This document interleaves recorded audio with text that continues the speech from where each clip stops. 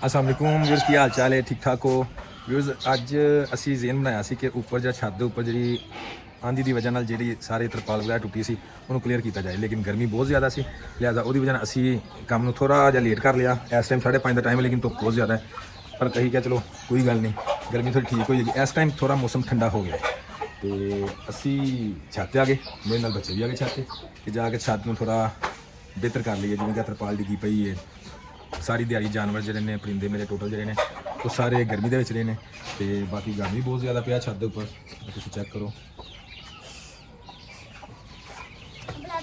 ਇਹਨੂੰ ਸਾਰੇ ਨੂੰ ਕਲੀਅਰ ਕਰਾਂਗੇ ਤੇ ਬਾਕੀ ਰੰਗ ਵਾਲੇ ਨਾਲ ਮੇਰੀ ਗੱਲ ਹੋ ਗਈ ਹੈ, ਰੰਗ ਵਾਲਿਆਂ ਨੇ ਸੁਬਾਹ ਆਣਾ ਹੈ, ਰੰਗ ਸਾਰਾ ਇਹਨੂੰ ਰੰਗ ਕਰਾਵਾਂਗੇ, ਠੀਕ ਹੈ।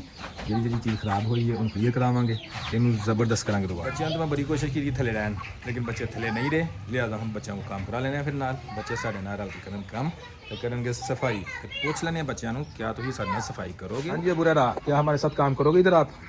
करोगे? अच्छा तो इतना शर्मा क्यों रहे हो? आए थे तो इन्हें भी पूछ लेने। आए मेरे साथ काम करोगी आप? करोगी? चलो फिर साइकिल को छोड़ो और मेरे साथ आओ।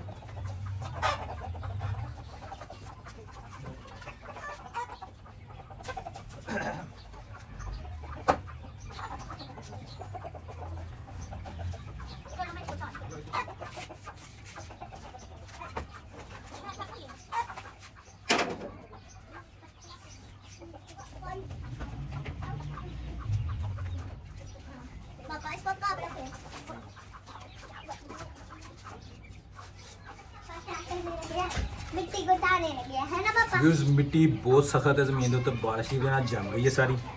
असीं हुण लिआंदी है कई दिन नाल करांगे सीधा।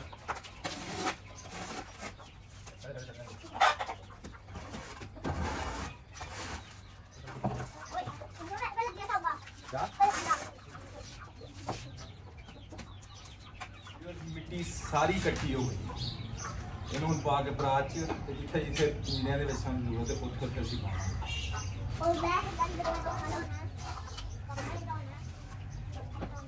ਗਾਇਜ਼ ਮੈਂ ਤੇ ਬੱਚਿਆਂ ਨੇ ਰਲ ਕੇ ਸਫਾਈ ਕਰ ਲਈ ਹੈ, ਅਬੂਰਾ ਨੇ, ਆਇਤ ਨੇ ਤੇ ਮੈਂ। ਅਸਲ ਤੇ ਹੋਇਆ ਹੈ ਕਿ ਸੈਂਟਰ ਦੇ ਵਿੱਚ ਨਾ ਮੇਰਾ ਫੋਨ ਜਿਹੜਾ ਹੀਟ ਅਪ ਹੋ ਗਿਆ ਤੇ ਬੰਦ ਹੋ ਗਿਆ, ਤੁਹਾਨੂੰ ਤਾਂ ਵਾਸਤੇ ਸਾਰਾ ਕੁਝ ਨਹੀਂ ਦਿਖਾ ਸਕੇ, ਲੇਕਿਨ ਇਹ ਵੇ ਕਿ ਤੁਹਾਨੂੰ ਹੁਣ ਦਿਖਾ ਦਿੰਦੇ ਆ ਕਿ ਕਿੰਨੀ ਸਫਾਈ ਅਸਾਂ ਕੀਤੀ ਹੈ। ਤਰਪਾਲ ਵਗੈਰਾ ਰਹਿ ਗਈ ਹੈ, ਉਹ ਕੱਲ ਕਰਾਂਗੇ ਹੁਣ, ਕਿਉਂਕਿ ਥੱਕ ਗਏ ਅਸੀਂ। लो व्यूअर्स, हर चीज़ क्लियर हो गई है।